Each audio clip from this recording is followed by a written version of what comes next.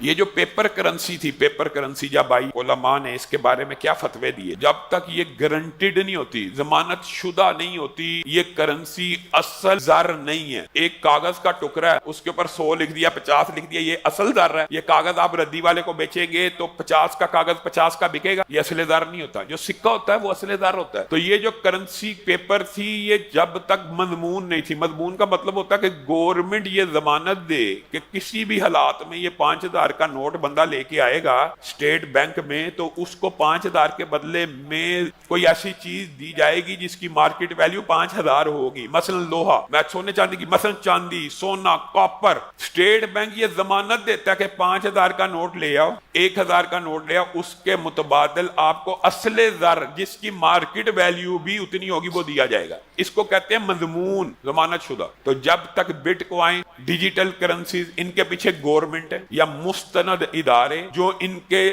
ضمانت لیں کہ ایک بٹ کوائن $1,00,000 کا ہو گیا، مضمون ہے؟ قطعاً مضمون نہیں ہے، گارنٹیڈ شدہ ہے ہی نہیں، پتہ ہی نہیں ویلیو کیا ہے، کب 70 پہ آ جانا ہے، کب 80 پہ چلا جانا، صرف جوا ہو رہا ہے، غرر ہے، 100% حرام ہے۔ ڈیجیٹل کرنسی اس وقت تک 100% حرام ہے۔